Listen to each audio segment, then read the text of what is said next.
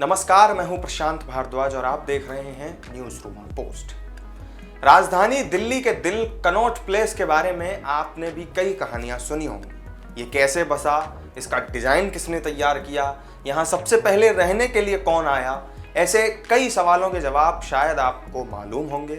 लेकिन कुछ सवाल ऐसे भी हैं जिनके जवाब आप शायद ही जानते हो, जैसे कि कनॉट प्लेस का असली मालिक कौन है, यहाँ दिल्ली के दिल की धड़कन कैसे ये बना और यहाँ जो इमारतें आपको खड़ी हुई नजर आती हैं उनमें जो शोरूम और दुकानें बड़ी बड़ी खुली हैं उनका किराया आखिर कौन वसूलता है। अगर आप भी इन दिलचस्प सवालों के जवाब जानना चाहते हैं और अगर आप दिल्ली या उसके आसपास के इलाके में रहते हैं तो फिर ये वीडियो अंत तक जरूर देखते रहिएगा।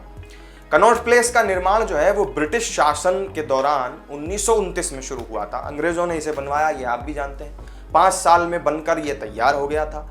तब उस वक्त ब्रिटिश राजघराने के सदस्य ड्यूक ऑफ कनॉट और स्ट्रैथर्न के नाम पर इसका नाम कनॉट प्लेस रखा गया था। British architect Robert Tor Russell ने WH निकोलस की मदद से इसका पूरा डिजाइन तैयार किया था। इन्हें कनॉट प्लेस का वास्तुकार भी कहा जाता है। इसे ऐसे बनाया गया था कि ये इंग्लैंड में मौजूद भवन रॉयल क्रिसेंट और रोमन कैलोसियम की तरह नजर आता था। लेकिन आज़ादी के बाद ये जगह जो है पूरी तरह से आर्थिक और सांस्कृतिक गतिविधियों का केंद्र बनती चली गई। आज ये दुनिया के सबसे महंगे मार्केट प्लेसेस में शामिल है। यानी इस इलाके के किसी भी दफ्तर में अगर आप काम कर रहे हैं तो फिर मुमकिन है कि आप दुनिया के सबसे महंगे दफ्तर में काम कर रहे हों। लेकिन यहाँ की बिल्डिंगों का मालिक असल में कौन है?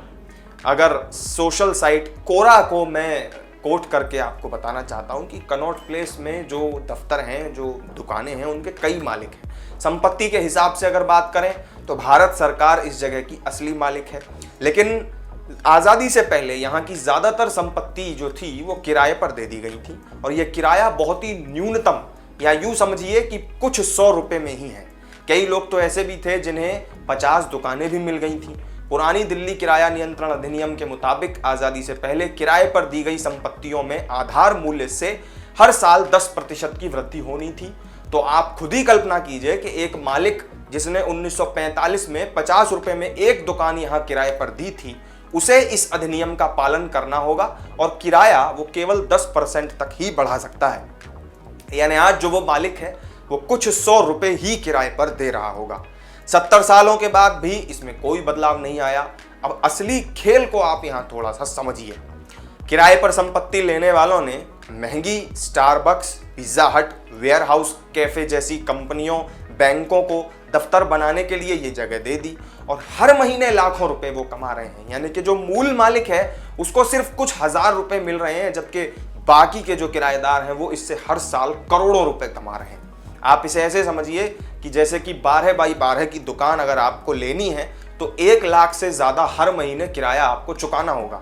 अगर आप इस इलाके में किराए पर दफ्तर लेना चाहते हैं तो ये आपके लिए सपना साबित हो सकता है, क्योंकि इस इलाके में किराए की जो दर है वो तेज़ी से बढ़ी है। अगर कोई दुकान किराए पर देना चाहता है तो बाकायदा फिर एक एग्रीमेंट होता है और उसे तय समय पर इसे खाली करना होता है। तो इस वीडियो में मेरे साथ फिलहाल इतना ही। दिल्ली के दिल कनॉट प्लेस से जुड़ी ये दिलचस्प जानकारी आपको अच्छी लगी हो तो वीडियो को लाइक करें, शेयर करें और चैनल को अगर सब्सक्राइब नहीं किया हो तो जरूर कर लें। फिर मिलेंगे किसी नई वीडियो में नई जानकारी के साथ। तब तक के लिए दीजिए इजाजत। नमस्कार।